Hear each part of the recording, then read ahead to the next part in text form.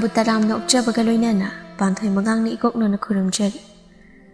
Ngasi sumahau sagum mayam gidamakta nungairaba funggawari ama amuk puduna lakjari. Wari asibu thabirakpana cheng maite. Thaina matam amagi wari macha amani. Anauba khul hairaga khangnaba khungang amada Abinaw kaubi mangaw tibi leisabi ama leirami. Abinaw machil manaw ahumsui. Aduga mana khwaidagi ahalni magi makhada Manaw nupi amaga mapanipa amaga leiri. Abinaw gi mama mapa suba nomba yamna kanbana awaba imung haibadadi oiramde. Mapuga mapoka su ahal oijarabasu ingkhol koibadi yamna kalami. Aduna abinaw gi ingkhol asi henjang napina mungsang sang na phajarami.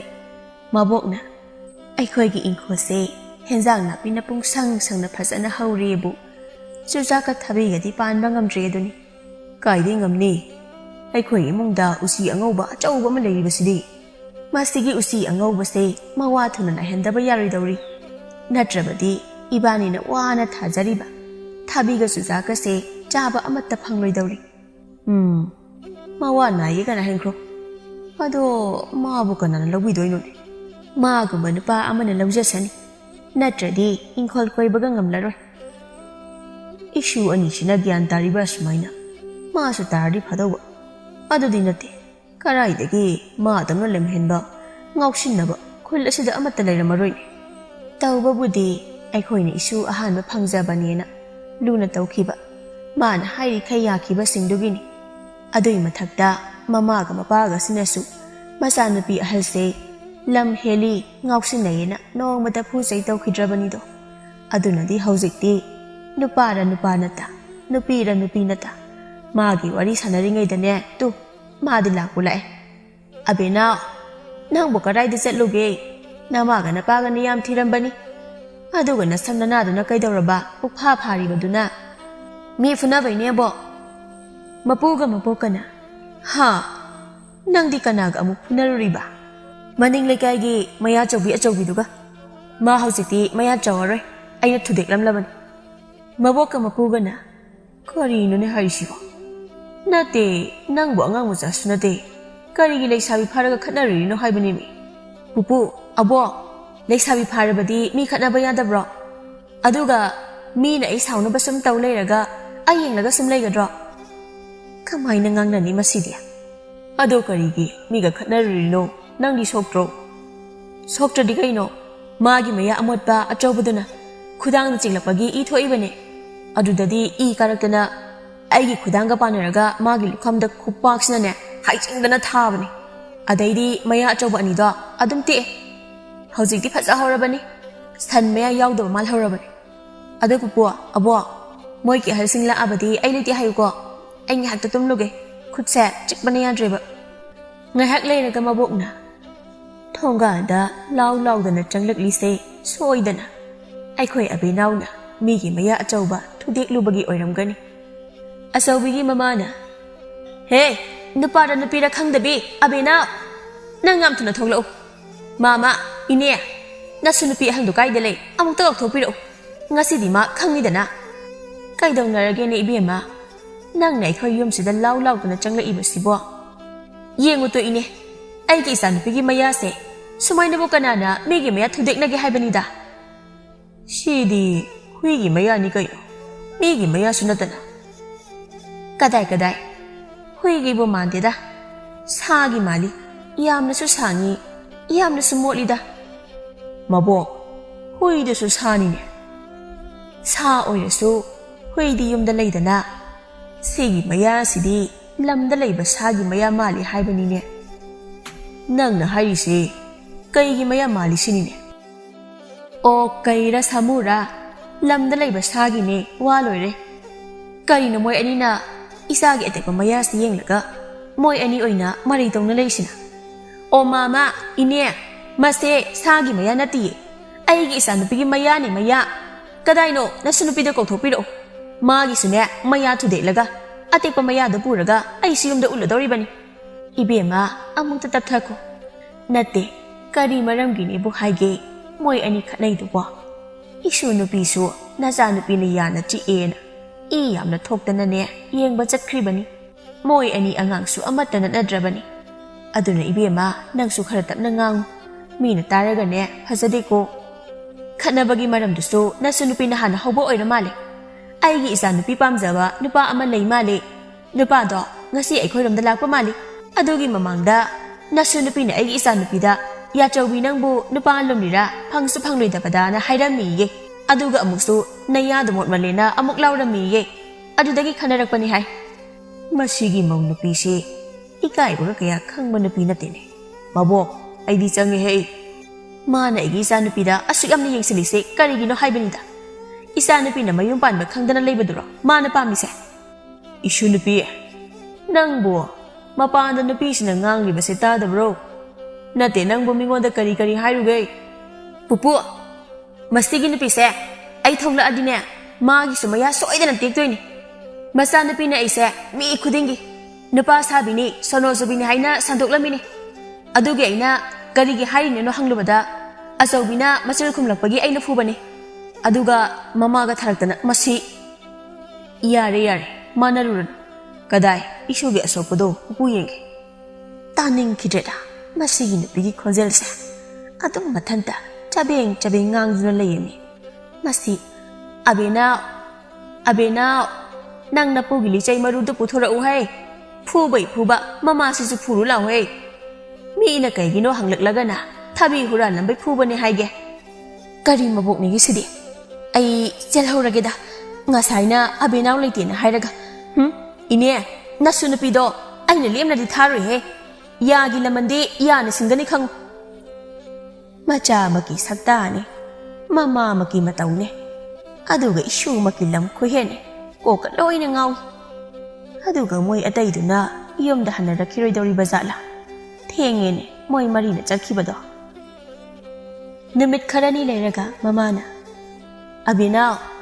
ꯑꯕꯦꯅꯥꯎ ꯅꯅꯥꯎ ꯅꯨꯄꯤꯅ ꯏꯁꯤꯡ ꯍꯣꯜꯂꯤꯁꯦ ꯈꯔ ꯍꯣꯟꯃꯤꯟꯅꯕ ꯌꯥꯗꯕ꯭ꯔꯣ ꯅꯪꯕꯣ ꯑꯩꯅ ꯍꯣꯔꯦꯟ call ꯐꯦꯡꯗꯣꯏꯁꯤꯗꯤ ꯑꯗꯨꯗꯤ ꯆꯥꯛꯅ ꯀꯅꯥꯅ ꯊꯣꯡꯗꯣꯏꯕ ꯆꯥꯛꯇꯤ ꯏꯃꯥꯅ ꯊꯣꯡꯗꯣꯏ ꯅꯠꯇ꯭ꯔꯣ ꯆꯥꯛ ꯆꯥꯕꯩ ꯂꯣꯏꯁꯤꯟꯕꯅ ꯑꯕꯣꯛꯅ ꯂꯣꯏꯁꯤꯜꯂꯛꯑꯅꯤ ꯀꯣꯟ ꯐꯦꯡꯕꯩ ꯏꯁꯤꯡꯅ ꯑꯩꯈꯣꯏ ꯏꯕꯨꯡꯉꯣꯅ ꯍꯣꯜꯂꯛꯑꯅꯤ ꯑꯩꯈꯣꯏ ꯏꯆꯦꯒꯤ ꯋꯥꯁꯤꯗꯤ ꯑꯗꯨꯒ ꯇꯨꯝꯂꯝꯗꯥꯏꯒꯤ ꯏꯃꯨꯡ ꯋꯥꯏꯔꯝ ꯁꯤꯠꯄꯗꯤ ꯃꯄꯥꯒ ꯅꯄꯨꯒꯅ ꯁꯤꯠꯇꯥꯔꯦꯅꯦ ꯍꯣꯏ ꯏꯃꯥ ꯑꯃꯅ ꯇꯧꯔꯒ ꯑꯃꯅ ꯇꯧꯗ꯭ꯔꯕꯗꯤ ꯄꯨꯄꯨꯒ ꯄꯥꯕꯒ ꯃꯊ꯭ꯋꯥꯏ ꯅꯨꯡꯉꯥꯏꯔꯣꯏꯕ ꯑꯩꯕꯨ ꯅꯕꯣꯛ ꯄꯨꯔꯒ ꯀꯗꯥꯏꯗꯅꯣꯃ ꯂꯩꯔꯨꯕꯅ ꯐꯗꯧꯔꯤꯕ ꯖꯥꯠꯂꯅꯦ ꯑꯗꯨꯅ ꯐꯔꯅꯤ ꯅꯠꯇ꯭ꯔꯗꯤ ꯅꯁꯨ ꯅꯨꯄꯤ ꯑꯍꯜꯁꯤꯅ ꯍꯅꯨꯊꯥꯡꯁꯤꯗ ꯖꯥꯠ ꯖꯥꯠ ꯌꯥꯝꯅ ꯇꯧꯍꯜꯂꯛꯇꯧꯕ ꯃꯥꯜꯂꯤ ꯃꯁꯤꯕꯨ ꯀꯃꯥꯏꯅ ꯇꯧꯅꯤ ꯑꯩꯗꯤ ꯃꯥꯒ ꯍꯧꯃꯤꯟꯅꯕ ꯃꯃꯥꯟꯅꯕꯤꯁꯤꯡꯗꯤ ꯃꯌꯨꯝ ꯃꯀꯩ ꯄꯥꯟꯅꯗꯅ ꯏꯃꯨꯡ ꯄꯨꯅꯈ꯭ꯔꯕꯅꯤ ꯑꯗꯨꯒ ꯃꯥꯅ ꯂꯝ ꯍꯦꯟꯕ ꯑꯉꯥꯡ ꯃꯆꯥ ꯁꯥꯗꯅ ꯑꯗꯨꯝ ꯂꯩꯔꯤꯅꯤ ꯑꯕꯦꯅꯥꯎ ꯇꯥꯕ꯭ꯔꯣ ꯏꯃꯥꯅ ꯀꯧꯔꯤꯁꯤꯕꯣ ꯇꯥꯏꯌꯦ ꯅꯪ ꯊꯕꯛ ꯌꯥꯝꯅ ꯁꯨꯅꯤꯡꯂꯣꯏꯗꯧꯔꯤ ꯂꯥꯎ ꯀꯩꯊꯦꯜ ꯆꯠꯂꯨ ꯂꯥꯎ ꯀꯩꯊꯦꯜꯗ ꯍꯥꯏꯔꯣ ꯏꯃꯥ ꯑꯗꯨꯗꯤ ꯌꯥꯏꯅꯦ ꯆꯠꯂꯨꯒꯦꯅꯦ ꯀꯔꯤ ꯂꯩꯆꯣ ꯍꯥꯏꯅꯣ ꯉꯥꯔꯣ ꯏꯃꯥ ꯍꯣꯏ ꯉꯥ ꯑꯆꯧꯕ ꯐꯖꯕ ꯑꯃꯠꯇ ꯂꯩꯔꯨꯆꯣ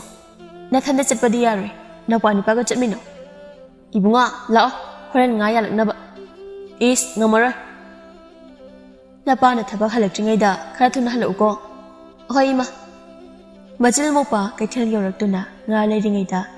ꯄꯥꯝꯃꯨꯕ ꯀꯧꯕ ꯄꯥꯈꯪ ꯃꯁꯛ ꯃꯇꯧ ꯌꯥꯝꯅ ꯐꯖꯕ ꯑꯃꯁꯨ ꯉꯥ ꯂꯩꯕ ꯂꯥꯛꯂꯝꯃꯤ ꯄꯥꯝꯃꯨꯕꯗꯨ ꯎꯕꯗ ꯑꯕꯦꯅꯥꯎꯗꯤ ꯄꯨꯡꯉꯥꯎ ꯉꯥꯎꯔꯝꯃꯤ ꯏꯕꯨꯡꯉꯣ ꯃꯁꯤꯒꯤ ꯅꯨꯄꯥꯁꯤꯗꯤ ꯉꯥꯗꯤ ꯍꯦꯟꯅ ꯐꯖꯩꯍꯦ ꯃꯥꯁꯨ ꯑꯩꯈꯣꯏꯒ ꯆꯞ ꯃꯥꯟꯅꯕ ꯉꯥꯅꯤꯅꯦ ꯂꯩꯔꯤꯁꯦ ꯃꯁꯤ ꯑꯩꯒꯤ ꯑꯣꯏꯗ ꯌꯥꯗ꯭ꯔꯦ ꯀꯔꯤꯅꯣ ꯏꯆꯦ ꯅꯪꯅ ꯉꯥꯡꯂꯤꯗꯨꯕꯣ ꯂꯥꯛꯑꯣ ꯌꯨꯝꯗ ꯍꯜꯂꯁꯦ ꯄꯥꯕ ꯂꯥꯛꯄꯅ ꯍꯜꯂꯅꯤꯌꯦ ꯀꯅꯥꯅꯣ ꯑꯁꯤꯅ ꯑꯩꯉꯣꯟꯗ ꯃꯇꯤꯟ ꯌꯣꯠꯈꯤ ꯌꯦꯡꯂꯤꯁꯤꯅ ꯃꯁꯤ ꯅꯨꯄꯤꯁꯤꯕꯨ ꯁꯣꯅꯣꯒ ꯆꯨꯖꯥꯠꯂꯣ ꯏꯆꯦ ꯌꯨꯝ ꯆꯠꯂꯁꯤꯗ ꯉꯥꯏꯈꯣꯍꯦ ꯄꯥꯕꯗꯣ ꯍꯜꯂꯛꯇꯧꯕ ꯌꯥꯝ ꯋꯥꯠꯂꯤꯕꯅꯤ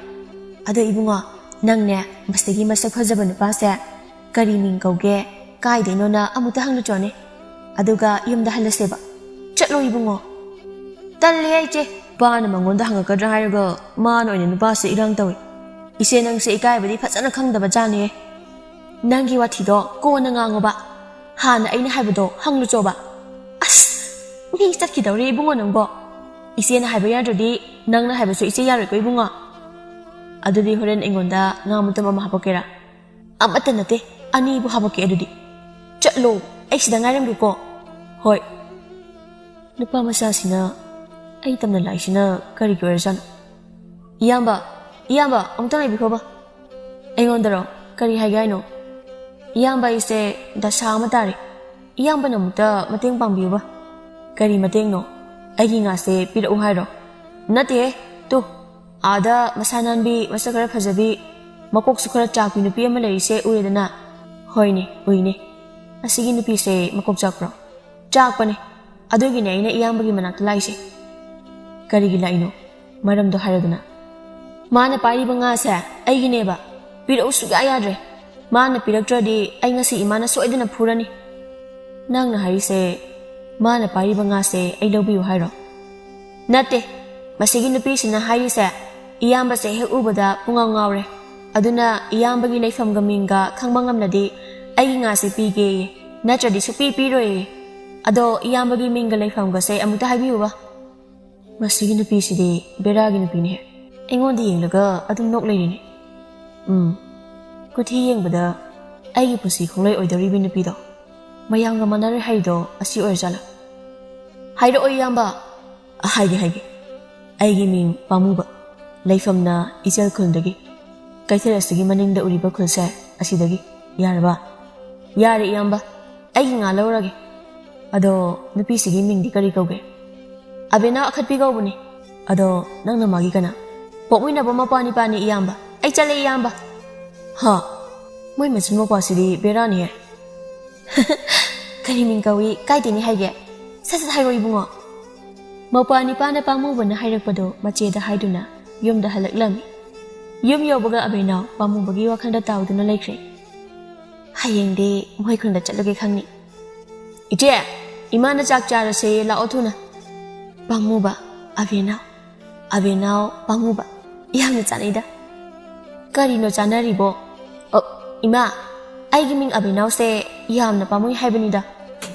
henjang monam sisu yamna nusi yamna pamui he hi ite ngasai haina khibado kauni ko ima aigi henjang do khari yamla uko asuk yamla basidi mabokna yamna chaning labado hoi abo aidi nga sa khara adum pamje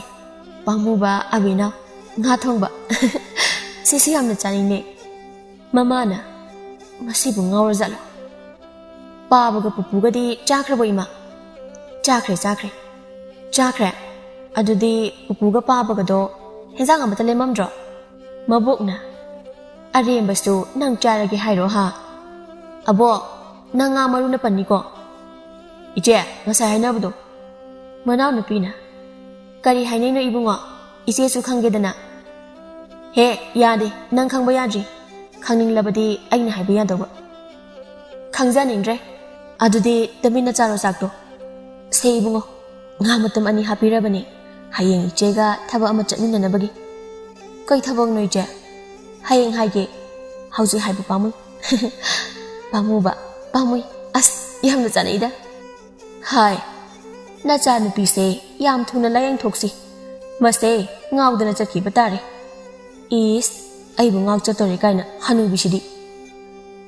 mamana tamina charo sakto nongan baga abinaw yumgi thabak yamna pharami madu ubada yumgi mikhai ingangak nakre aduga namidang wairamgi matamda abinawna mapani paga mabok mapuna thaba henjang napi mayam ama tumina hekdatlaga pamu bagi khunda laklami mabokna shoidana aikhoi abinawna hekdatba oirungani masidi ishu nupi se ma mayum palhankiba ama natraga ai hana siba ama tawdrabadine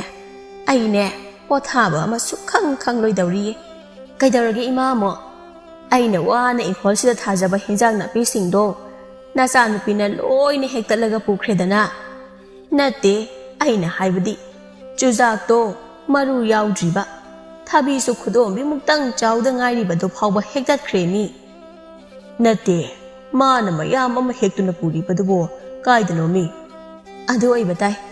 mana ngasai khawthiramedi adudi badi karaida puri bazano ibungo su yaukhibani magi matungda somdana pamu bana adala ibani shibu ngarangi masing mo padu mangkreda mama na bana karano nana dumuni yengidubo as ngasai nari tawbo waridu adugi masing mo padu maliba asila isi mani ne ngarang gi masin mo pa do ni mama na ba khaina pamu ba nangi manak tala ko mang kreda masak ka su phajai ni he mapa ni pa na ada lai re iche gi pamu ba do kai daw re iche lep tu nong le de ikai re ini iche nang ikai ba ka su khang bra iche kai hai ning li no nang gi do ai sin pi ni hai ba kaw ra ba na nahan khai di ikai ba khang dra ga ba ngahan khaina na ba ga theng nan da ba adudi hal si roi che han ba di ya re he ikai si phau ba la ga han ba ya pa te ado nang na bai se kau thuk lu ge ra ise na wari sana se na hai ri hayo I bai kai na nupa ni ya tringai da ado I che ai gi kai le bi ne nang ge pa am hek ta lai ge ne phurit lai bi ge ra hoi ni lai ge ne na bai se kau du kau ro ni ai si da ngai ram ge ko nupa ni pa thari se soi da na kai nom hai ram ne pamu ba noi sai se kari no achau khong jaw ma di yaw ri he iyamba akhoi January amada sase amuta lakpi yo ya sida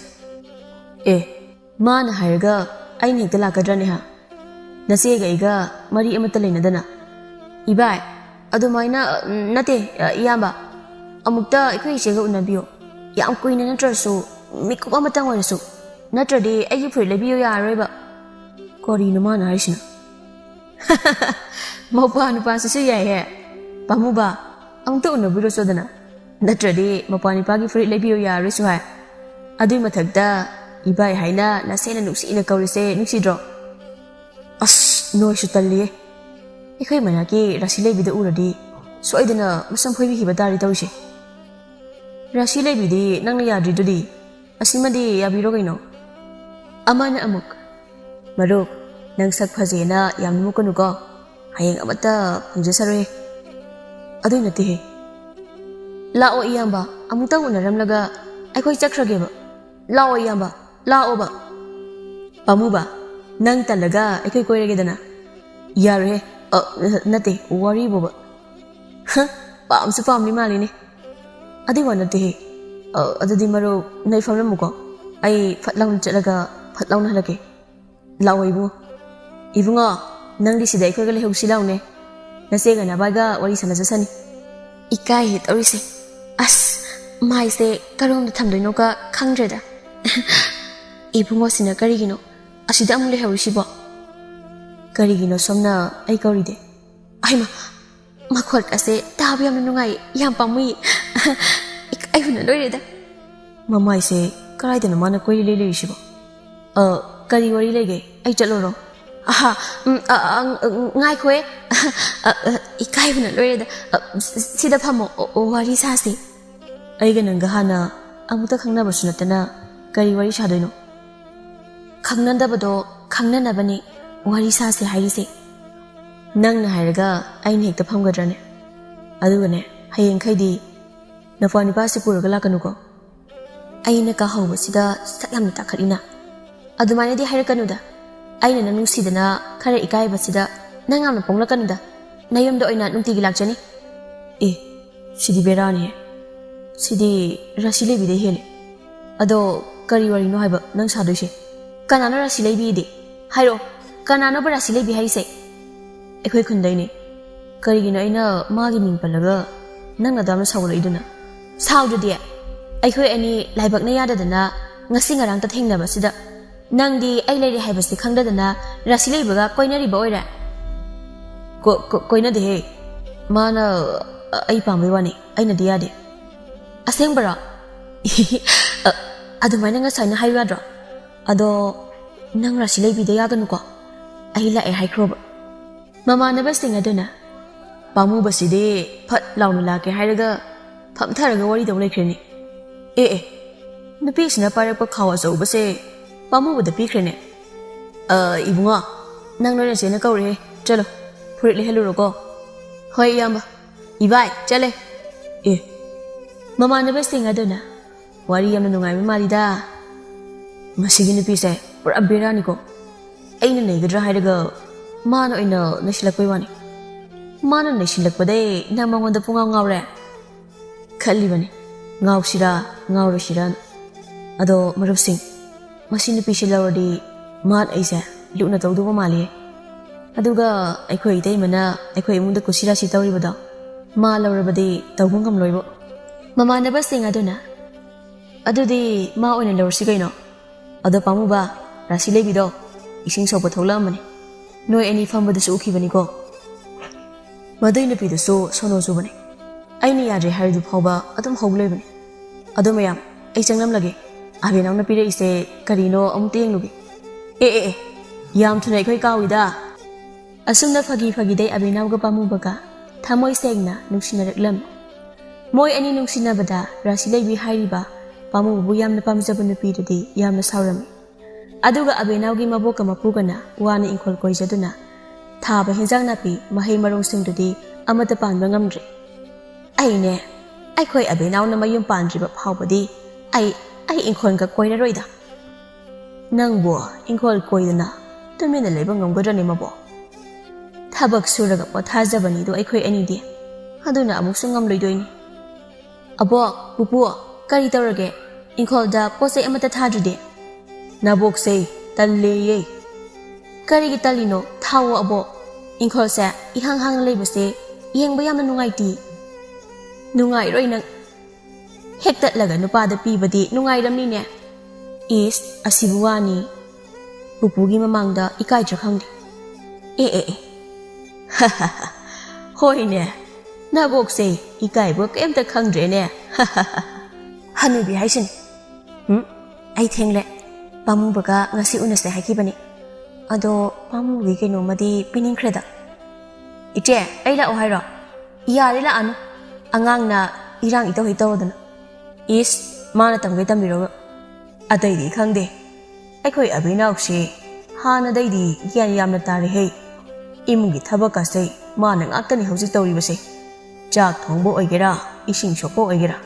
ꯏꯃꯨꯡ ꯋꯥꯏꯔꯝ ꯇꯥꯁꯤꯟꯕ ꯑꯣꯏꯒꯦꯔꯥ ꯃꯥ ꯉꯥꯛꯇꯅꯤ ꯑꯌꯨꯛ ꯑꯉꯟꯕꯗ ꯁꯨꯃꯥꯡ ꯃꯥꯡꯒꯣꯜꯗ ꯂꯥꯏ ꯊꯥꯎꯃꯩ ꯊꯥꯗꯨꯅ ꯃꯥꯅꯒ ꯂꯥꯏ ꯈꯨꯔꯨꯝꯂꯝꯕꯗ ꯎꯕꯗ ꯀꯌꯥꯗꯤ ꯅꯨꯡꯁꯤꯈ꯭ꯔꯦ ꯅꯨꯡꯁꯤꯅꯤ ꯏꯪꯈꯣꯜꯁꯤꯗꯤ ꯃꯔꯣꯏ ꯃꯀꯥ ꯑꯃ ꯐꯥꯎꯕ ꯍꯧꯕ ꯉꯝꯗ꯭ꯔꯦ ꯃꯥꯅ ꯍꯦꯛꯄꯗ ꯌꯥꯔꯤꯁꯤ ꯃꯕꯣꯛ ꯏꯁꯨꯅ ꯍꯦꯛꯄꯕꯨ ꯍꯦꯛꯆꯁꯅꯨ ꯅꯪ ꯑꯩꯅ ꯍꯣꯠꯅꯔꯤꯕ ꯃꯌꯥꯝꯁꯦ ꯏꯆꯥ ꯏꯁꯨꯁꯤꯡꯒꯤ ꯅꯠꯇ꯭ꯔꯣꯅꯦ ꯍꯥ ꯌꯥꯔꯦ ꯍꯅꯨꯕ ꯕꯤꯔꯤ ꯑꯃꯠꯇ ꯄꯤꯔꯛꯎ ꯃꯗꯨ ꯊꯛꯂꯒ ꯑꯩ ꯋꯥꯈꯜ ꯑꯃꯠꯇ ꯇꯧꯒꯦ ꯁꯣꯝꯗꯅ ꯑꯕꯦꯅꯥꯎꯗꯣ ꯄꯥꯝꯃꯨꯕꯒ ꯎꯅꯁꯦ ꯍꯥꯏꯅꯈꯤꯕ ꯃꯐꯝ ꯑꯗꯨꯗ ꯂꯥꯛꯂꯝꯃꯤ ꯑꯗꯨꯕꯨ ꯂꯝꯕꯤꯗ ꯔꯥꯁꯤ ꯂꯩꯕꯤꯒ ꯃꯇꯥ ꯑꯃꯒ ꯑꯣꯏꯅ ꯂꯩꯔꯝꯃꯤ ꯔꯥꯁꯤ ꯂꯩꯕꯤꯅ ꯑꯣ ꯑꯥꯗ ꯂꯥꯛꯑꯦ ꯇꯨ ꯑꯥꯗ ꯂꯥꯛꯏꯁꯤꯅꯤ ꯈꯪꯉꯤꯗꯅ ꯉꯁꯤꯗꯤ ꯔꯥꯁꯤ ꯂꯩꯕꯤ ꯑꯩꯒꯤ ꯏꯇꯤꯛ ꯈꯪꯍꯟꯒꯦꯕ ꯃꯁꯛꯄꯨ ꯐꯅ ꯐꯖꯔꯤꯅꯦ ꯔꯥꯁꯤ ꯂꯩꯕꯤ ꯅꯪꯉꯣꯟꯗꯒꯤ ꯃꯥꯅ ꯐꯖꯕ ꯌꯥꯝꯅ ꯍꯦꯜꯂꯤꯍꯦ ngasi mi phujingai da ita nang hana phurakani ko is ai sibu nang na phuna bala iro ai di aseng bada haibi be wani ne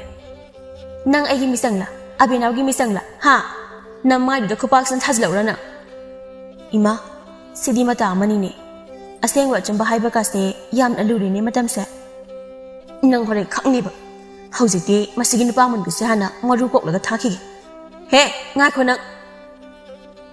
kana no aigi lambi da thalai sina mata aduna aibu yumda halogna phadoirane ai thenge kari haidoino ai thenge kaina nang nagi nupa muli se kari gino ha kaino he aibu nangi nupa muli kaina masak siga mami na kai palino machin na kai palino su khangdi mama nabi aduna ai di sire he nokpada rasi leibina nang budi ren khangidana nang di kayam phajadana ha nasaknina kaino hek maladana mama nabi aduna kaino mali porasi leibia maming du di hayuduna aisu khangauge haifam khangdabaine aina kaino mali haido rasi leibi ba kai jaga dano rasi leibi bo mama nabi aduna masigi na pise yai he nang lo aigi pamu bana yadre pamdre khangnaba phawba koitan tanaraga adum lei haiba rasi leibi haido yadre pamdre kaina he manu yaram daidani ne nangna marakta phaijilaklaga aigi pamu bado aingonda gi munkhrise mama nabi aduna man haise masin thujinai ni pamu bana ma se su pam da bani kari nangna aiga sutinaba laksu lakminaba aduga magi misang sumsangi duba Nangbo ai phuni daine adudi phubai phuba chamana dra aduna magi mi changchang lib abena na hanto se ai thenge pamu bana ai ngai le mani nang di chat pa su ya yari nang lai khaidi pamu ba sa ai yoi ba phang le ri aduna nangi na mai do hing na hing sa ge ai gi khujin sina khotat laga na sam do se na na phoidet laga nayum da halang ki doi ne adu ai radi pamu bana nang pamra ai pamra do yenge hanto se ngasi rasiga pungloi loi ni kuju ne na warira murira su khang de nupa na pambi traga ai gi samphoi ni kain ai gi mi hula di wa ma khatan ge hera mi yam lo si chari nang ai oi ma na ton gai de na ton gai de nang ai oi ma mo ka su gai de ai mama nabi aduna abe now sidi nabi oi jara su mi khufudi pura nupa ni he yarbo ai chalage kari gi chatoi ba nang nangam laga di chatpa su ya ayo ima tin phal kai re ine tatle nang ayo ita mina ipuraga nang na duda dum nok laga lai di kai gi no lawo ibani changduna phu ayo Masih na pise mi warisan ya ayo warisan na baloy kige ayo ima ai kai khunda di rasilai bi nang sa mina loi na kina bane ado nga sidi yadre nupa phawba phura ga lai kan sida nang gumina so ai gi samphoi da ke kai adu so ai gi pamung babu ma gi oi dini kai masi maya khara horisi loi thu de ke do ima dap tau buda khangi che ngone mathanga ai gi pamu bagi ming phawba nachin na palaba nang chire khong abinaw si chakhre ne aduga rasilei bisina kaidi utup na khulaga tana krisibo nang nadi ngamhal rege da ai gi pamu bada soidana ingonda saurum nani mama nabi aduna abinaw tungde ngo abinaw na tunghe onthorak paga rasilei bina mana pari ba chaitup aduna abinaw gi mamai da thamlam hek thombaga abinaw du gyan mangduna longna dum haithakre madu ubada mama nabi do pakhat khiduna ahoi ma mi hatle kana leige rasilei bina abinaw utumna thomlaga hatle ho hatle nang su hat ge ai gi lakmina raga mi gi mi jangchang ba nang kai nei ngodam tana reisina ai su hat tawre rasilei bi nipa phangdabagi ngawre ngai khoi bane somdana pamu bado abinaw ngai biya ba ngai ramlaga mathoi nu ngai tana yumda halaklam yum yobaga rasilei bigi mama nabina khul aduda ya lauram badagi pamu badu khanglaklam hek khangbaga pamu ba abinaw gi manakta kanna tenduna yenglubadadi abinaw gi mamai du ina luptuna lambida gyan mangduna taaduna leiramki madu ubada pamu bana sansinduna abinaw bu pamkhatuna amai bagi yum thiduna kapna chelaklam kana lege yum sibo ai ge abinaw gi thawai hum takan biu kana lege hoi kana nomne ish koi nu sidi ibungo somda sida paksida tham mama ai ge abinaw gi thawai se amuk takan biu ai khoiram duna haijari mama sidi mai tang khai emadi yam thina sokredana ibungo nang mapan nang hakta lei mama ai gi hidak haba khawdu puthora u hai abinaw nang ka shudori mama ai sida dum leige nang na adumai na sum kaptuna lauduna leirabadi mama yang phom khang la reine yani ai kapoi mama amai badana abinaw do yam kana hotna dun laing lam aduga mamai da sofotlam abinaw na gyan tarakpada manakta pamu bana kaptuna makut che na pai dun leirambada ubada abinaw chaina pumba kauduna pamu bada mapi mara chena nushina yengjaram pawa se abinaw gi yumda su yoraktuna yumgi mi loina laam aduga pamu bagi ahal singsu loina laklam asumna ahal lamal singsu sakhang mai khang na duna abinaw bulayeng minaram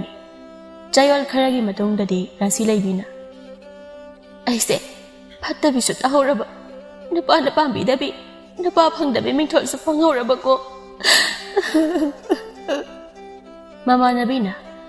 Rasi laibi nang kapiro kapkanu yam thi nang amuk laklabra masti pumba nang nathon baniko nang gombi ita ase athang baniko aina hydro aingonda di hawrakanona haujikti nang lanjarubanina pamu basu abinaw ga lohong kidawre aduga nangdi nayum pan basu su khang khang laroido haujikti kari sare ha nungsiba bu hek mun ba yaba dawna yum ban ba khangdaba nang da khutben phoge ngai kho nang chen khinu ngai kho asumna tha kharagi matung dadi pamu baga abinaw ga ahal laman walep na duna afaba numit amada yam tauna lohongduna abinaw ga pamu baga nungai na lekhiram aduga rasi laibidi laisabi aribi oina lekhiram